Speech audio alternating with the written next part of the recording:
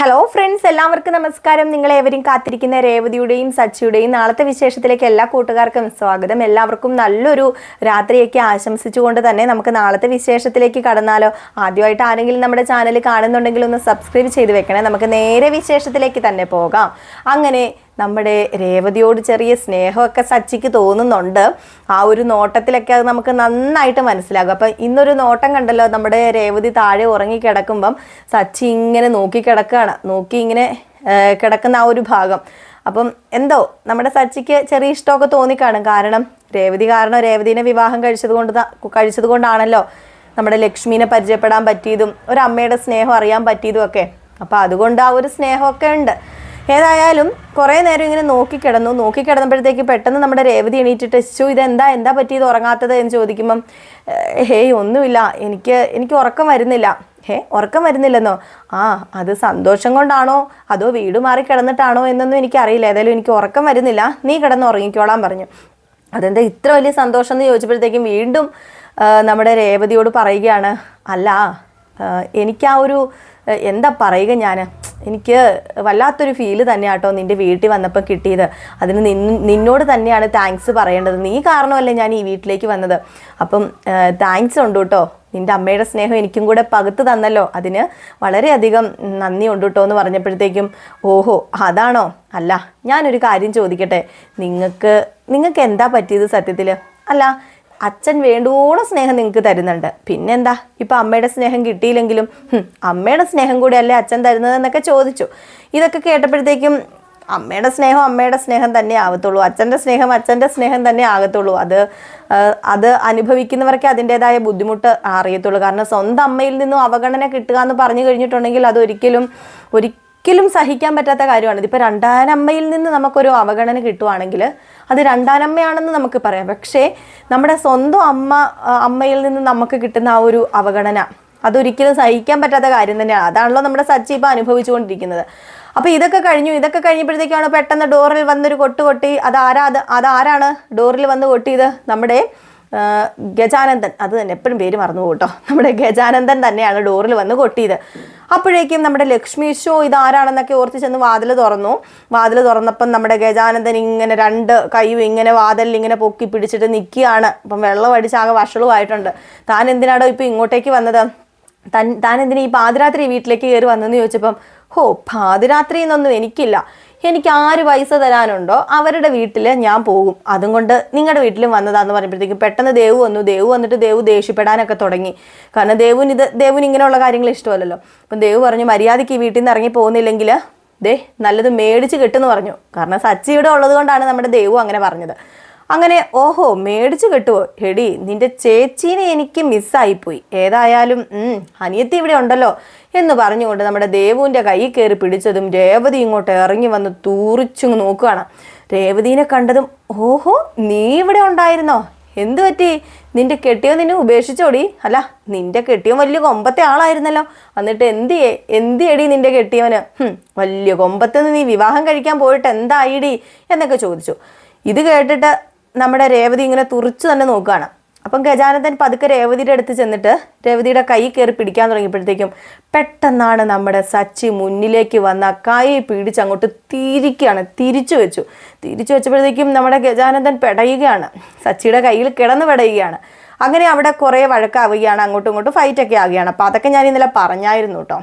അപ്പോൾ ഈ ഒരു ഭാഗങ്ങളൊക്കെ ഞാൻ പറഞ്ഞായിരുന്നു, അതാണ് നാളെ കാണാൻ പോകുന്നത്. അങ്ങനെ ഏതായാലും ആ ഒരു ഫൈറ്റൊക്കെ കഴിഞ്ഞ് പിന്നെ കാണുന്ന സീനെന്ന് അത് ഞാൻ വിശദീകരിച്ച് പറയുന്നില്ല, ഞാൻ പറഞ്ഞതുകൊണ്ട്. അപ്പോൾ പിന്നെ കാണുന്ന ഒരു സീനെന്ന് പറഞ്ഞാൽ ആ ഫൈറ്റൊക്കെ കഴിഞ്ഞ് പിന്നെ നമ്മൾ കാണുമല്ലോ, ആ ഒരു സീനെന്ന് പറഞ്ഞാൽ നേരം രാവിലെ ആകുമ്പോഴത്തേക്കും നമ്മുടെ സച്ചി പോകാൻ വേണ്ടി തയ്യാറെടുക്കുകയാണ്. അങ്ങനെ സച്ചിയും രേവതിയും പോകാൻ വേണ്ടി തുടങ്ങുന്നു. അങ്ങനെ സച്ചി പോകാനായിട്ട് ഇറങ്ങിക്കഴിഞ്ഞപ്പോഴേക്കും നമ്മുടെ ലക്ഷ്മി ആ ഒരു മാല കൊണ്ട് കൊടുക്കുകയാണ്. ഇത് എൻ്റെ മോന് ഞാൻ തരുന്ന ഗിഫ്റ്റാണ് എന്ന് പറഞ്ഞ് ആ മാല കൊണ്ട് കൊടുക്കുക. അപ്പോൾ അതിങ്ങനെ ആദ്യം മനസ്സിലാവുന്നില്ല, ഒരു ബോക്സാണ്. അത് തുറന്ന് നോക്കി കഴിയുമ്പോഴത്തേക്കും അതിനകത്ത് മാലയോ ഇതെന്തിനാ എനിക്ക്? ഓഹോ തനി തങ്കമാണല്ലോ എന്ന് പറഞ്ഞപ്പം അതെ ഇത് മോനുള്ളതാ, ഇതെൻ്റെ കടമയാ, ഇത് ഞങ്ങളുടെ ഒരു കടമ തന്നെയാണ് എന്ന് പറഞ്ഞു. ഓഹോ ഇത് മറ്റേ കല്യാണ ചെറുക്കന് കൊടുക്കാൻ വേണ്ടി മേടിച്ചതല്ലേ. ഏയ് എനിക്കിതിൻ്റെ ആവശ്യമില്ല, എനിക്കിത് വേണ്ട, ഇതൊന്നും എനിക്ക് സൂട്ടാവില്ല, ഞാനേ ഇങ്ങനെ മാലയൊന്നും ഇട്ടുകൊണ്ട് നടക്കില്ല. ഒന്നാമതേ ഞാൻ കയറി വരുന്നത് പാതിരാത്രിയാണ്. അപ്പോഴേ സ്വർണത്തിനൊക്കെ വില കൂടി നിൽക്കുന്ന സമയത്ത് ഞാൻ ഈ സാധനം ഇട്ടുകൊണ്ട് നടന്ന് ആരെങ്കിലും തട്ടിപ്പറിച്ചുകൊണ്ട് പോയാൽ തീർന്നില്ലേ. നിങ്ങളുടെ കഷ്ടപ്പാടിൻ്റെ വില എന്താണെന്ന് എനിക്ക് നന്നായിട്ട് അറിയാം. അതുകൊണ്ടേ ഈ മാല തന്നെ ഈ മാല ദേവുവിന് ഇരിക്കട്ടെ എന്ന് പറഞ്ഞ് ദേവുവിന് കൊടുത്തു.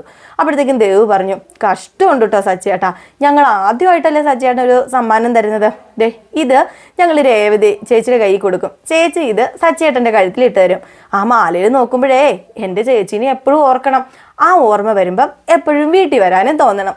അതുകൊണ്ട് ഈ മാല എൻ്റെ സച്ചിയേട്ടൻ കൊണ്ടുപോകണം എന്ന് പറഞ്ഞു. അങ്ങനെ ലക്ഷ്മി പറയാണ്, മോനെ ഒരു കാര്യം ചെയ്യുക, ഞങ്ങളിത് സ്നേഹത്തോടെ തരുന്നതല്ലേ, സത്യത്തിൽ നിറഞ്ഞ മനസ്സോട് കൂടി തന്നെയാണ് അമ്മ ഇത് തരുന്നത്, എൻ്റെ സ്വന്തം മകനായിട്ട്. അപ്പം ഇതൊക്കെ കേട്ട് കഴിഞ്ഞപ്പോഴത്തേക്കും നമ്മുടെ സച്ചിക്കത് എന്താ പറയുക, മേടിക്കാതിരിക്കാൻ പറ്റത്തില്ലാത്തൊരവസ്ഥയായിപ്പോയി. അങ്ങനെ ആ ഒരു മാല മേടിച്ച് കഴുത്തിലിരുന്നില്ല, നമ്മുടെ രേവതി തന്നെ കഴുത്തിലിട്ട് കൊടുക്കുകയാണ്. അങ്ങനെ രേവതി ആ മാല കഴുത്തിലിട്ട് കൊടുത്തു. ഇവരിറങ്ങാനൊക്കെ തുടങ്ങുന്നു. അപ്പോൾ ഇതിൻ്റെ ഇടയ്ക്ക് വേറൊരു സീനുണ്ട് കേട്ടോ. അപ്പോൾ അത് ഞാൻ ഇന്നലെ നിങ്ങളോട് പറഞ്ഞായിരുന്നു, അപ്പോൾ അതുകൊണ്ട് വിശദീകരിക്കുന്നില്ല കേട്ടോ. ഞാൻ വേറൊരു സീനുമല്ല, നമ്മുടെ ചന്ദ്ര സുധീനെ വിളിക്കുന്നതും അത് കേട്ടുകൊണ്ട് രവീന്ദ്രൻ വരുന്നതും, രവീന്ദ്രൻ വന്നിട്ട് ആരാണെന്ന് ചോദ്യം ചെയ്യുമ്പോൾ അത് ഭാമയാണെന്നും, എങ്കിൽ പിന്നെ എനിക്കും കുറച്ച് സംസാരിക്കാനുണ്ടെന്ന് പറയും. നമ്മുടെ ചന്ദ്രയാണെങ്കിൽ ഭാമേ ഞാൻ കൊടുക്കാൻ കേട്ടോ എന്ന് പറയുമ്പോഴത്തേക്കും തന്നെ നമ്മുടെ സുധിക്ക് കാര്യം പിടികിട്ടി സുധി അവിടെ കട്ട് ചെയ്യും.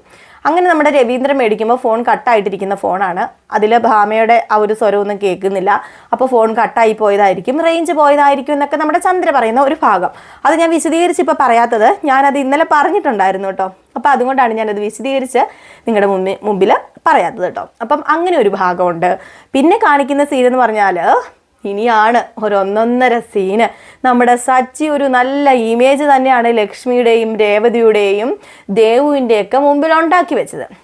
ആ ഇമേജിനൊരു കോട്ടം തട്ടാൻ പോവുകയാണ് നമ്മുടെ സച്ചി. ആ വീടിൻ്റെ പടി ഇറങ്ങുന്നതിന് മുമ്പായിട്ട് തന്നെ ഒരു ഫൈറ്റ് ചെയ്യേണ്ടി വരികയാണ്. അപ്പോൾ ഒരു ചെറിയൊരു ഇടിക്കേസായി പോവുകയാണ്. കാരണം അവിടെ അടുത്തുള്ള ഒരു ചേട്ടൻ, ഒരു ചേട്ടൻ അയാൾ വന്നിട്ട് നമ്മുടെ സച്ചിനെ കുറിച്ച് വേണ്ടാത്ത കുറച്ച് കാര്യങ്ങളും ഒക്കെ ഇങ്ങനെ പറയുകയാണ്. മറ്റേ പയ്യനായിരുന്നു നല്ല പയ്യന്, ഇവൻ കൊള്ളില്ലാത്ത പയ്യനാണെന്ന് ഇവൻ്റെ മുഖത്ത് തന്നെ എഴുതി വെച്ചിട്ടുണ്ട്, മറ്റേ പയ്യനായിരുന്നെങ്കിൽ രേവതി നിനക്ക് സുഖമായിരുന്നല്ലോ എന്ന് പറഞ്ഞ് നമ്മുടെ സച്ചിൻ അങ്ങോട്ട് അടിച്ചാക്ഷേപിച്ച് വിടുന്നൊരു അവസ്ഥ. വായും കൊണ്ട് ഇങ്ങനെ എന്താ പറയുക, നാക്ക് വാളാവുക എന്നൊക്കെ പറഞ്ഞ് കേട്ടിട്ടില്ല, അതുപോലെ നെഞ്ചിൽ കുത്തുന്ന ഒരു വേദന ആ ഒരു നാക്കും കൊണ്ട്. അതുപോലെയുള്ള കാര്യമാണ് നമ്മുടെ സച്ചിനെ കുറിച്ച് പറയുന്നത്. സച്ചി എന്തെങ്കിലും പറഞ്ഞാൽ നമ്മുടെ സച്ചി കേട്ട് നിൽക്കില്ല. ഏതായാലും സച്ചി അങ്ങോട്ട് തുടങ്ങി ഇയാളെ പിടിച്ചങ്ങോട്ട് ചാമ്പി വിടുകയാണ് കേട്ടോ. ഞങ്ങളുടെ നാട്ടിൽ ചാമ്പി വിടുക എന്നൊക്കെ പറയും, അടിച്ച് തേച്ച് വിടുക എന്നൊക്കെ പറയും കേട്ടോ. അങ്ങനെ ചാമ്പി തേച്ച് വിടുകയാണ്. അപ്പോഴത്തേക്കുമാണ് അവിടുത്തെ ഹൗസ് ഓണർ വരുന്നത്. ഹൗസ് ഓണർ വന്ന് ഇതിൻ്റെ ഇടയ്ക്ക് കയറും. എന്താ മോനെ ഈ കാണിക്കുന്നതെന്നൊക്കെ പറഞ്ഞ് ഇതിൻ്റെ ഇടയ്ക്ക് കയറി നിർത്തുന്നുണ്ടോ എന്നൊക്കെ ചോദിക്കുമ്പോഴേക്കും ഇത് ഹൗസ് ഓണർ ആണോ വേറെ ആരെങ്കിലും ആണോ എന്നൊന്നും അറിയില്ല, അത്രയ്ക്കും അങ്ങോട്ട് രക്തം തിളച്ച് നിൽക്കുകയാണ്. അത്രയ്ക്കും BP കയറി നിൽക്കുന്ന നമ്മുടെ സച്ചിക്ക് അത് ആരാണെന്നൊന്നും മനസ്സിലാവുന്നില്ല. സച്ചി ഒരെണ്ണം മാറി നിൽക്കണമെന്നും പറഞ്ഞുകൊണ്ട് ഹൗസ് ഓണർക്കിട്ടും പൊട്ടിച്ചു. ഇത് വലിയ പ്രശ്നമായി തീരാണ് കേട്ടോ. ഹൗസ് ഓണർ ആണെന്ന് ഓർത്തോണം. അതും അയാൾ നല്ലൊരു മനുഷ്യനാണ്. ആ മനുഷ്യൻ വാടക മേടിക്കാതെയാണ് അവിടെ, അതായത് ഹൗസ് ഓണർ വാടക മേടിക്കാതെയാണ് നമ്മുടെ രേവതിനെയും കുടുംബത്തിനെയും അവിടെ താമസിച്ചിരുന്നത്. വർഷങ്ങളായിട്ട് അവരവിടെ താമസിച്ചിരുന്നത്. അപ്പോഴാണെങ്കിൽ ഇതും കൂടെ ആയപ്പോഴത്തേക്കും വയറ് നിറഞ്ഞു. അവിടെ വലിയ പ്രശ്നമായി തീരുക. നമ്മുടെ രേവതി ഇത് വെറുതെ വിടുവോ? അങ്ങനെ മറ്റേ അയാൾക്കിട്ട് 2 അടി കൊടുത്തു, അയാൾ അങ്ങ് പോകും. പക്ഷേ നമ്മുടെ ഹൗസ് ഓണർ വെറുതെ ഇരിക്കുന്നില്ല. ഹൗസ് ഓണർ വലിയ പ്രശ്നമാക്കി തീർക്കുകയാണ്. അപ്പോൾ ഇവിടെ നിന്ന് എങ്ങനെയെങ്കിലും സച്ചിനെ പറഞ്ഞു വിടണം. രേവതി ആണെങ്കിൽ പോകുന്നുമില്ല. രേവതി അമ്മയോട് പറഞ്ഞു, ഇല്ല ഞാൻ പോവില്ല, കാരണം ഇങ്ങനെ ഒരു ആളുടെ കൂടെ എങ്ങനെ അമ്മ എന്നെ പറഞ്ഞു വിടുന്നത്, നിങ്ങൾക്ക് ഓന്തിൻ്റെ സ്വഭാവം നിറം മാറുന്ന കണ്ടില്ലേ, നേരത്തെ അമ്മ തന്നെയല്ലേ നല്ലൊരു ചെക്കനാണെന്ന് പറഞ്ഞു, ആ നാവും കൊണ്ട് തന്നെ അമ്മയ്ക്ക് ഇപ്പോൾ പറയാൻ തോന്നുന്നില്ലേ ഇത് നല്ലതാണോ ചെയ്തത്, നല്ല കാര്യമാണോ എന്നൊക്കെ ചോദിച്ചപ്പോഴത്തേക്കും മോളെ അതൊക്കെ നീ ക്ഷമിക്ക്, അത് അവനെക്കുറിച്ച് അതൊക്കെ അങ്ങനെയൊക്കെ പറഞ്ഞിട്ടല്ലേ. ആണുങ്ങൾ അങ്ങനെയൊന്നും കേട്ടോണ്ട് നിൽക്കില്ല, നമ്മൾ പെണ്ണുങ്ങൾ കേട്ടോണ്ട് നിൽക്കുന്ന പോലെയല്ല, ആണുങ്ങളൊന്നും ചിലവർ അങ്ങനെ കേട്ടോണ്ട് നിൽക്കില്ല, അതുകൊണ്ട് നീ പോയേ പറ്റൂ, നീ ഇവിടെ നിന്നാൽ ശരിയാവില്ലെന്ന് പറഞ്ഞുകൊണ്ട് നമ്മുടെ രേവതിനെ ഉന്തി തള്ളി വിടുകയാണ് കേട്ടോ. രേവതിക്കാണെ കലി. രേവതിക്ക് ലക്ഷ്മിയോട് ദേഷ്യം വന്നിട്ട് അല്ലെങ്കിലും ആ വൃത്തിവട്ടൻ്റെ കൂടെ എന്നെ പറഞ്ഞു വിടാൻ നിങ്ങൾക്ക് തിടുക്കമാണല്ലോ, ഞാനങ്ങ് പോയേക്കാം, ഞാൻ നിങ്ങൾക്ക് ഭാരമല്ലേ എന്നൊക്കെ പറഞ്ഞുകൊണ്ട് രേവതി ബാഗ് കൊടുത്തോണ്ട് ദേഷ്യം വന്നിട്ട് പോയി. അങ്ങനെ സച്ചിയുടെ പുറകിൽ കയറിയിരുന്നു. സച്ചി ദേഷ്യം വന്ന് ഇങ്ങനെ റേസാക്കി ആട്ടോ പോകുന്നത്. അങ്ങനെ ഏതായാലും പകുതി വഴി എത്തിയപ്പോഴത്തേക്കും നമ്മുടെ സച്ചി വണ്ടി നിർത്തിയിട്ട് ഇറങ്ങാൻ പറഞ്ഞു. അപ്പം നമ്മുടെ രേവതി ഇറങ്ങി. ഞാൻ എന്താ തിരിച്ചു പോകണോ? എങ്കിൽ ഞാൻ തിരിച്ചു പോക്കോളാം എന്ന് പറഞ്ഞു. അല്ല, നീ തിരിച്ചു പോകുമെന്നല്ല ചെയ്യേണ്ടത്. അതെ, അച്ഛൻ വീട്ടിൽ ചെല്ലുമ്പോൾ കുറച്ച് കാര്യങ്ങളൊക്കെ ചോദിക്കും. അവിടെ എങ്ങനെയുണ്ടായിരുന്നു, ഞാൻ എന്തെങ്കിലും ചെയ്തോ എന്നൊക്കെ. അപ്പോഴേ ഈ ഒരു അടിയുടെ കാര്യം പറയരുതെന്ന് പറഞ്ഞു. അപ്പോഴത്തേക്കും അല്ല, ഞാൻ ഈ അടിയുടെ കാര്യം പറയുന്നൊന്നുമില്ല. അതെ, നിങ്ങൾ ചെയ്തത് നിങ്ങളുടെ മനസ്സിന് തോന്നുന്നുണ്ടോ? നിങ്ങൾ ചെയ്തത് നല്ല കാര്യമാണോ? നിങ്ങൾ എന്തിനാ? അതെൻ്റെ ഹൗസ് ഓണറാണെന്ന് അറിയത്തില്ലേ? എൻ്റെ അമ്മയ്ക്കും എൻ്റെ അനിയത്തിക്കും ഒക്കെ എന്തൊരു അപമാനമായി തീർന്നു എന്ന് പറയുമ്പം ഓഹോ, അപ്പം നിൻ്റെ അമ്മയ്ക്കും അനിയത്തിക്കും അപമാനം, അപ്പം എൻ്റെ അപമാനമോ? എന്നെ അയാൾ അതൊക്കെ പറഞ്ഞതോ? അതിന് അയാളെ തല്ലിയാൽ പോരെ, എന്തിനാ ഹൗസ് ഓണറിനെ കയറി തല്ലിയത്? അതെനിക്കറിയില്ലായിരുന്നു ഹൗസ് ഓണറാണെന്ന്, അപ്പം ഞാൻ ഓർത്തില്ല എന്നും പറഞ്ഞു. ഏതായാലും അത് വലിയൊരു വിഷയം തന്നെ ആയി തീരുകയാണ് കേട്ടോ. പക്ഷേ ഇതൊക്കെ നമ്മുടെ സച്ചി തിരുത്തുന്നുണ്ട്. ഈ ഒരു അടിയൊക്കെ